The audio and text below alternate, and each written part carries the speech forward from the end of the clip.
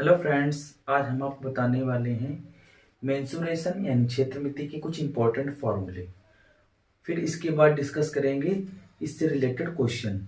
तो देखते हैं कुछ इंपॉर्टेंट फॉर्मूले। जैसे कि पहला हो गया आयत। आयत यानी रेक्टेंगल। आयत क्या होता है? एक ऐसा चतुर्भुज, एक ऐसा क्वाड्रिलेटरल जिसके सभी एंगल 90 डिग्री के हों, अपोजिट साइड पैरेलल और इक्वल हो। ठीक है। सभी एंगल कैसे हो? इंटीरियर एंगल सभी अंतःकोण 90 डिग्री के हो, इसे बोलते हैं आयत। ठीक है। आयत में ये जो बड़ी साइड होती है उसे लंबाई बोलते हैं, और जो छोटी साइड होती है उसे चौड़ाई बोलते हैं। और इसके जो विकर्ण होते हैं वो आपस में बराबर होते हैं और बाइसेक्ट करते हैं, यानी समद्विभाजित करते हैं। इसके जो विकर्ण है वो कैसे होते हैं? समद्विभाजित करते हैं, मतलब ये वाला और ये वाला पार्ट इक्वल होगा। ठीक है। इसका जो एरिया होगा, क्षेत्रफल, वो क्या होता है? होता है लंबाई गुणे चौड़ाई। इसका जो पेरीमीटर होगा, परिमाप होगा, वो क्या होगा? 2l+b, 2 प्लस लंबाई प्लस चौड़ाई, 2 × l+b। अब इसके बाद इसका विकर्ण यानी डायगोनल क्या होगा? तो डायगोनल होता है, ये डायगोनल है, इसके डायगोनल क्या होते हैं? बराबर होते हैं, यानी इसके विकर्ण आपस में बराबर और समद्विभाजित करते हैं। तो इसका विकर्ण होगा √l² + b², जहाँ पे l जो है वो क्या लेंथ ऑफ रेक्टेंगल होगा, लंबाई होगी, और b क्या होगी? चौड़ाई होगी, ब्रेड्थ। ये हो गया। अब इसके बाद आते हैं स्क्वायर में। स्क्वायर यानी वर्ग। वर्ग क्या होता है? एक ऐसा चतुर्भुज जिसकी सभी भुजाएं बराबर हो, सभी भुजाएं आपस में कैसे हो? बराबर और समांतर हो, और सभी इंटीरियर एंगल सभी अंतःकोण 90 डिग्री के हो, और विकर्ण आपस में बराबर होते हैं और 90 पर प्रतिच्छेदित करते हैं, 90 डिग्री पर बाइसेक्ट करते हैं। ये इसके विकर्ण हो गए। विकर्ण कैसे? 90 पर बाइसेक्ट करते हैं। ठीक है। और इसके बाद ये विकर्ण आपस में विभाजित करते हैं। अगर ये पूरा 90 डिग्री का एंगल है तो ये 45-45 होगा, ये भी 45-45 होगा। जो इसका एरिया आता है, ठीक है, ये इसकी साइड मान लेते हैं कि अगर ये ए है, लंबाई और चौड़ाई आपस में बराबर, ये है तो इधर भी ये हो जाएगा। ठीक है, यानी भुजा। तो इसका जो एरिया हो जाएगा, क्षेत्रफल हो जाएगा, वो लंबाई, वो भुजा इंटू भुजा हो जाएगा, यानी भुजा स्क्वायर। पेरीमीटर जो होगा, पेरीमीटर क्या होगा? सभी भुजाओं को, चारों भुजाओं को जोड़ देंगे। ए 4 बार जोड़ेंगे तो कितना हो जाएगा? 4 × a, 4 गुणे भुजा। और इसके बाद इसका डायगोनल जो होगा, वो डायगोनल का होगा, वो हो जाएगा √2 × साइड। ये क्या होता है? Side of square. तो ये हुआ। अब इसके बाद आते हैं इसके बाद आते हैं सर्किल। सर्किल यानी वृत्त। वृत्त एक ऐसे बिंदु का बिंदुपथ होता है जिसका एक दिए गए बिंदु से समान दूरी पर होता है। ठीक है, यानी circle is a locus of point which is equidistance to the given point, that given point is called centre of circle. ये जो बिंदु होता है जिससे समान दूरी पर होता है उसे बोलते हैं केंद्र यानी सेंटर ऑफ सर्किल। और उसके बाद जो सेंटर से सरकम ये जो पूरा बाउंड्री होता है इसे बोलते हैं सरकमफेरेंस, बोलते हैं सरकमफेरेंस यानी परिधि। और इसके बाद ये होता है सेंटर, सेंटर से परिधि तक की दूरी को बोलते हैं रेडियस, आर। ठीक है। अब इसका जो एरिया होगा, जो सर्किल का एरिया होता है, वो सर्किल का एरिया क्या होता है? एरिया होता है πr² होता है। और इसका सरकमफ्रेंस, परिधि, परिधि क्या होता है? 2πr। अब यहाँ देखिए, ये सेंटर से एक ऐसी लाइन खींचते हैं जो सेंटर से होके जाए और दोनों सरकमफ्रेंस के दोनों पॉइंट को मिलाए, उसे बोलते हैं डायमीटर। यानी आर और आर ये क्या हो जाएगा? पूरा 2r, जिसे बोलते हैं डायमीटर। ठीक है, डायमीटर यानी व्यास। डायमीटर क्या हो जाएगा? डायमीटर ऑफ सर्किल 2 × r, जहां पे r क्या है? रेडियस ऑफ सर्किल, और r क्या है? त्रिज्या, और पाई क्या है? पाई की जो होता है वो, इसकी वैल्यू 3.14 होती है, या इसको बोल सकते हैं 22/7। अब देखिए, अब सर्किल की अगर बात करते हैं तो सेमी सर्किल की बात कर लेते हैं। सेमी सर्किल क्या होता है? सर्किल का half portion. Semi circle, semi circle क्या होता है? सर्किल का हाफ। जैसे कि ये सेंटर है, ये रेडियस है। इसके बाद अगर इसका एरिया की बात करते हैं तो एरिया क्या हो जाएगा? सर्किल का आधा, यानी पाई आर स्क्वायर बाई 2। और इसका सर्कमफ्रेंस क्या होगा? 2 पाई आर में 2 का भाग देंगे तो क्या हो जाएगा? पाई आर। ठीक है। अब अगर जो ये यहां से यहां तक क्या है? सर्कमफ्रेंस, यानी सर्कमफ्रेंस, और इसके बाद ये रेडियस, तो यहां से यहां तक आर।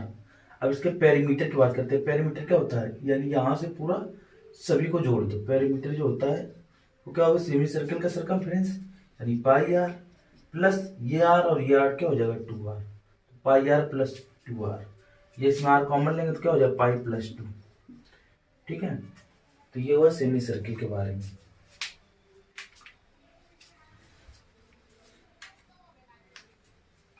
अब बात करते हैं स्फीयर के बारे में। तो पहले इसको नोट कर लीजिए।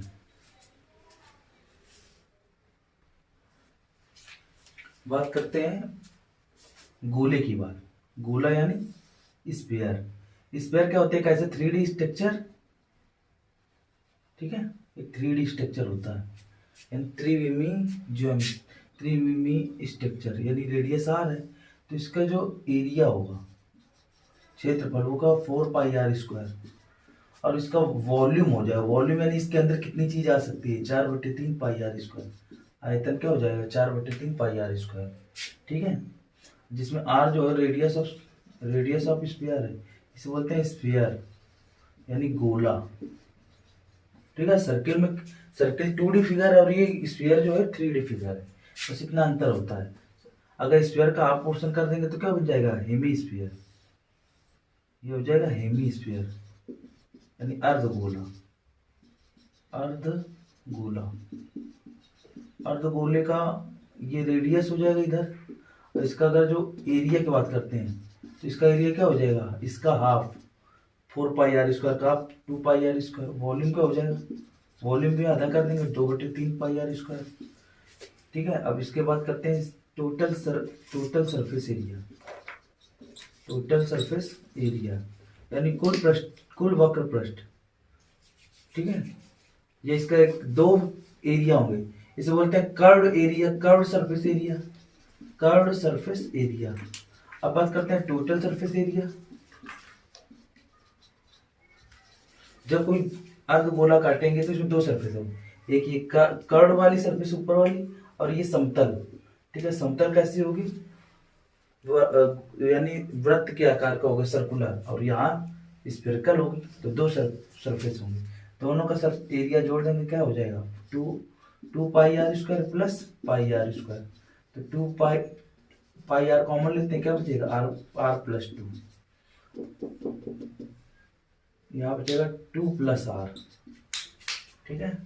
ये हुआ टोटल सर्फेस। तो आर क्या होगा? रेडियस ऑफ हेमिस्फीयर, ये होगा। अब इसके बाद बात करते हैं सिलेंडर की, जिसे बोलते हैं right circular cylinder. Right circular cylinder. Right circular cylinder means लंबवृत्तीय बेलन। लंबवृत्तीय बेलन ये कैसे होता है? ये कुछ इस तरह से होता है। ठीक है। ये रेडियस हो गई। ठीक है। ये एक सरफेस हो गई, और ऊपर वाली एक सरफेस, नीचे वाली सरफेस हो गई, यानी इसमें कुल 3 सरफेस होती हैं। अगर इसके कर्व सरफेस, यानी कर्व सरफेस, ये लेटरल सरफेस होती है, कर्व। अगर इसके कर्व सरफेस एरिया की बात करते हैं, कर्व सरफेस एरिया यानी वक्रपृष्ठीय क्षेत्रफल। वक्रपृष्ठीय क्षेत्रफल की बात करते हैं, क्या होता है? ये होता है 2 पाई आर एच, जिसमें से ये आपकी ऊंचाई होती है और नीचे ये रेडियस होती है। अब बात करते हैं वॉल्यूम की। वॉल्यूम क्या हो जाएगा? पाई आर स्क्वायर एच हो जाएगा। अगर जो टोटल सरफेस एरिया की बात करते हैं, टोटल यानी कितनी? तीनों सरफेस को जोड़ देंगे, टोटल सरफेस एरिया, जिसे बोलते हैं TSA शॉर्ट फॉर्म में।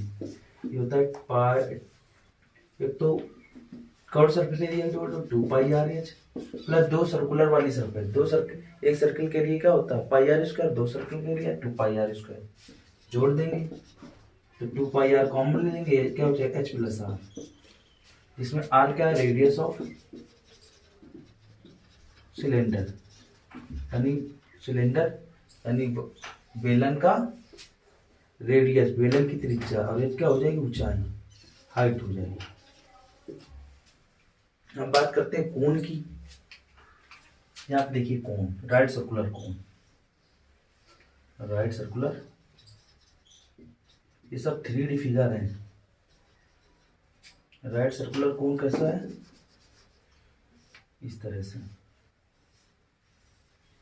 यहां से यहां तक रेडियस हो गई, और इसके बाद ये लंब वाली परपेंडिकुलर ये हाइट हो गई, और एक तिरछी ऊंचाई जिसे स्लांट हाइट बोलते हैं, तिर्यक ऊंचाई बोलते हैं।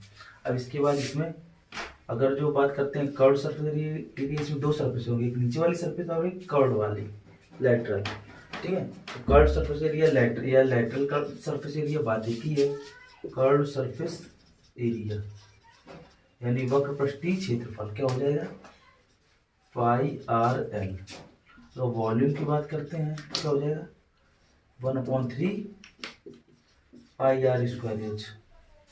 और इसके बाद अगर टोटल सरफेस एरिया की बात करते हैं TSA, क्या हो जाएगा, एक सरफेस एरिया πrl, दूसरा πr² जोड़ेंगे तो क्या हो जाएगा, πr कॉमन लेंगे, क्या हो जाएगा l+r, जिसमें l क्या होता है, स्लांट हाइट,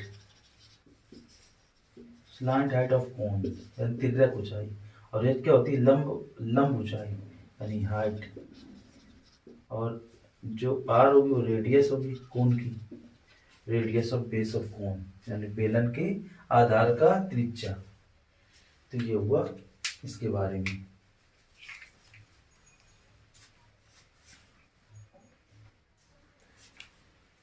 और आपको एक और बता देते हैं, सर्कुलर डिस्क, जैसे कोई अगर जो दफ्ती है उसका अगर एक सर्किल बनाएंगे, उसके बीच से एक सर्किल निकालेंगे, इसे बोलते हैं चकती या फिर डिस्क, ठीक है, इसको बोलते हैं सर्कुलर डिस्क, जिसमें से इसमें दो रेडियस होंगी, एक अंदर वाली रेडियस जिसे इनर रेडियस बोलेंगे, अंतर त्रिज्या स्मॉल r मान लेंगे, और बाहर वाली कैपिटल R मान लेंगे, ठीक है। तो इस तरह से ये जो सरफेस होगी, ठीक है, ये सरफेस आपको कुछ दिखेगा इस तरह से, इसका जो एरिया हो जाएगा वो क्या हो जाएगा, अंदर वाला बाहर वाले का एरिया और अंदर वाले के एरिया को घटा देंगे, यानी पाई कॉमन लेंगे, capital R² minus small r², ठीक है। ये इसका एरिया हो गया। जो R होगी वो क्या होगी, इनर रेडियस, आउटर रेडियस होगी यानी बाय त्रिज्या, आउटर रेडियस ऑफ डिस्क, ये किसी का बोलते हैं सर्कुलर डिस्क, ठीक है। और स्मॉल r क्या होगा, इनर रेडियस, अंतर त्रिज्या। अगर सरफेस की बात करते हैं, सरफेस एरिया इसका क्या होगा, ये वाला सरफेस एरिया, वही सरफेस एरिया बता दिया, πr² माइनस, तो ये अगर ये बात करते हैं, ये इसके पूरे जोड़ के यानी डायमीटर की बात करते हैं, ठीक है। तो इसका क्या हो जाएगा, डायमीटर, इनर डायमीटर क्या हो जाएगा, 2π स्मॉल r, आउटर डायमीटर क्या हो जाएगा, आउटर डायमीटर जो हो जाएगा वो क्या हो जाएगा, 2π कैपिटल R, डायमीटर नहीं सॉरी, सरकमफेरेंस यानी परिधि, अंदर की परिधि कितनी हो जाएगी, 2πr, बाहर की परिधि कितनी हो जाएगी, 2πr कैपिटल R, ठीक है। तो ये हुआ आपके सारे फार्मूले के बारे में। नेक्स्ट वीडियो में इसके हम बताएंगे कुछ एप्लीकेशंस, यानी सभी फार्मूलों का यूज हम कहाँ पे करते हैं और कैसे करते हैं। तो आज के लिए बस इतना। आई होप आपको ये सारे क्वेश्चन समझ में आए होंगे। नेक्स्ट वीडियो में हम इसके एप्लीकेशन के बारे में बात करेंगे। Thank you.